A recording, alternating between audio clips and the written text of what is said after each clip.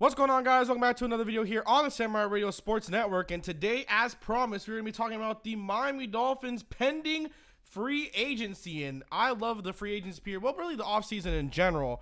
I just find it very interesting, and I love it. I love the draft. I love free agency. I love cuts. I love signings. I love re-signings.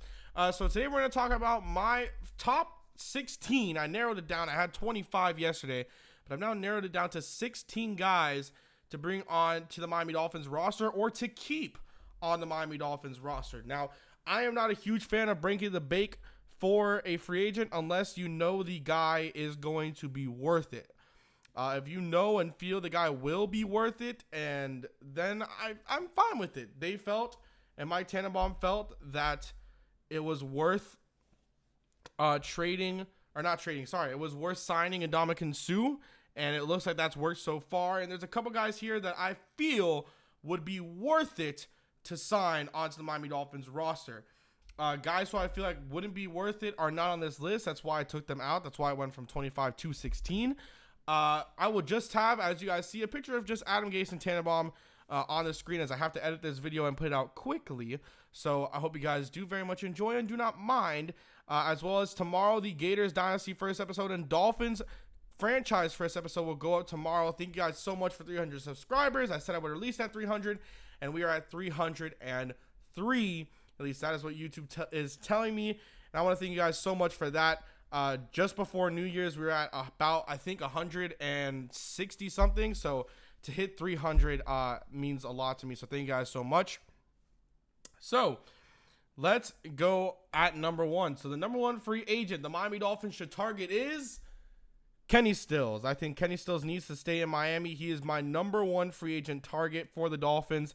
I believe that they need to re-sign him. He is their best deep threat.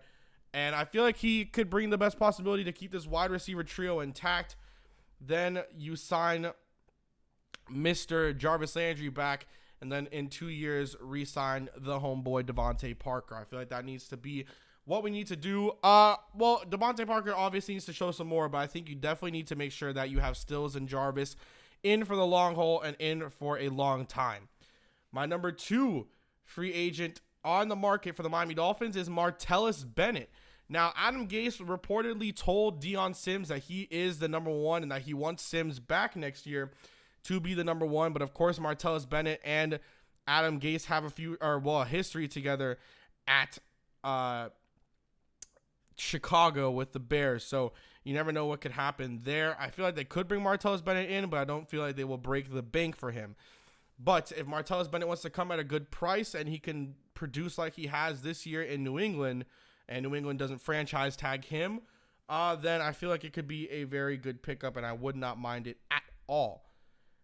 Now, my number three is Kevin Zeitler. I think that's how you say his name. He is a guard currently with the Cincinnati Bengals. He is the unrestricted free agent, and unless he gets franchise tagged, I feel like he could be a great replacement for Jermon Bushrod, as well as the next guy on my list who's a center, and that is J.C. Tretter. Rhyming a little bit there, but J.C. Tretter would also be a good option to be there for the center position, or maybe move him to guard. I doubt they would move him to guard, or maybe move Mike Pouncey to guard instead of center. Would possibly be a good thing, and maybe release Mr. Brandon Albert or find a trade partner for him and move Laramie Tunsil to left tackle. Could be a good idea, but if not, I'm fine with Zeitler. I think he's a better than Tretter, so I would be 100% fine with bringing in Tretter or Zeitler, obviously for the right price. My number five free agent on the market. Zeitler was 3, Tretter was 4, and number 5 is JPP, Jason Pierre-Paul from the New York Giants. Now, I feel like JPP, he already said he's not going to sign a one-year deal. I think his time with the Giants is over. I think they're going to try to get some young guns and get somebody during the draft. I don't think that they are going to go for I don't think they are going to go and re-sign Jason Pierre-Paul. I don't think they're going to put the franchise tag on him because he doesn't want to sign that. I don't think they give him a long-term deal. So, unfortunately, I think that that will be the way that he does not stay with the Giants. And the production he's doing with, I believe, 7.5 fingers or 8.5 fingers is outstanding. And the fact that he's still a guy that can make the quarterback be a little scared in the pocket is amazing to me, and I feel like he could be great with the Miami Dolphins. He would be a nice acquisition in case Andre Branch wants way too much money, and he's already proven, so that could be good to go. My next guy is Jabal Sheard, a New England Patriot. There are 3 New England Patriots on this list. This is just the second one. Jabal Sheard, I feel like could be a good acquisition. He's basically another Andre Branch guy. And Andre Branch is my 7th guy on the list. They're basically, my point of view, the same. They have flashes, but they need consistency. Something which is why I put JPP above them. My next 2 guys are both defensive tackles. At number 8, it's Kawan Short, and at number 9 is Dontari Poe. Both of these guys are free agents. I expect both of them, or at least one of them, to get franchise tagged, as well as the 10th guy on my list, who's also a defensive tackle, and that is Jonathan Hankins, who's a New York Giant. I expect at least one of those 3 guys to get franchise tagged. I doubt it'll be Short or Hankins. I expect either Poe to agree to a long-term deal with the Chiefs or get the franchise tag. I don't know about Short, and I doubt that they will tag Hankins. They might, just like I said, bring someone during the draft or get someone during free agency. Also, they don't have a lot of money to spend, so they could be losing both JPP and Hankins, but you never know. At number 11, I have outside linebacker Jamie Collins. Now, I know that we run a 4-3, so bringing in Jamie Collins would be not the greatest idea in the world because he is a 3-4 outside linebacker. But there's also a possibility of moving him inside or keeping him outside and having him be the inside linebacker on downs 1 and 2, as well as the next 2, well, actually 3 guys I'm going to talk about, which is Jamie Collins, Dante Hightower, Melvin Ingram, and Nick Perry. You could, all 4 of those guys are 3-4 outside linebackers. You could move one of them at least to the inside, and maybe keep one on the outside in case you want to get both. I've heard rumors of both Dante Hightower and Melvin Ingram being high on the Dolphins watch list. So you never know. Those could be 2 guys we bring in.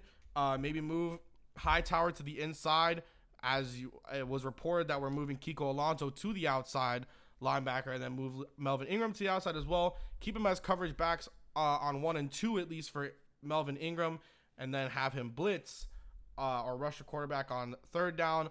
I think it could be very good. I think there's many possibilities, but if we ran a 4-3 or if we ran a 3-4, Hightower and Melvin Ingram would be my top 2 guys on the list.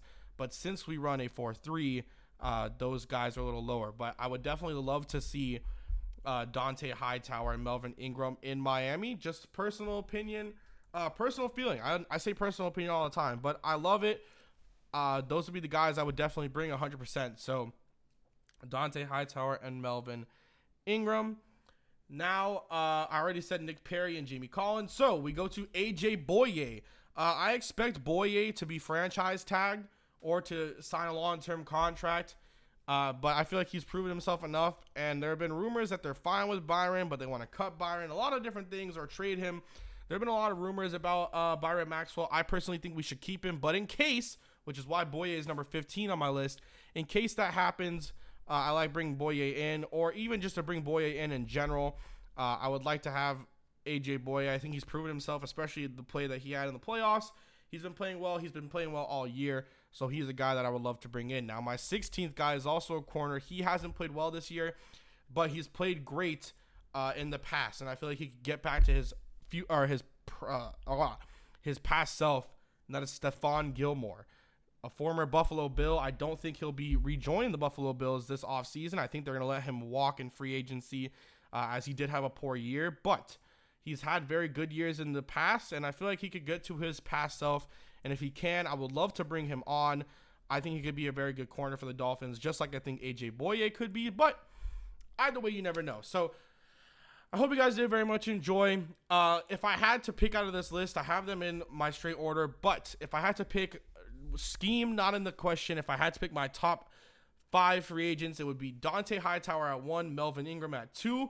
It would be Kenny Stills at 3, Kevin Zeitler at 4, and then it would be Jason Pierre-Paul at 5. So those would be my top guys if scheme didn't matter. But since scheme does matter, a lot of people got a little lower than some. So hope you guys did very much enjoy. Make sure you like the video and make sure you subscribe down below.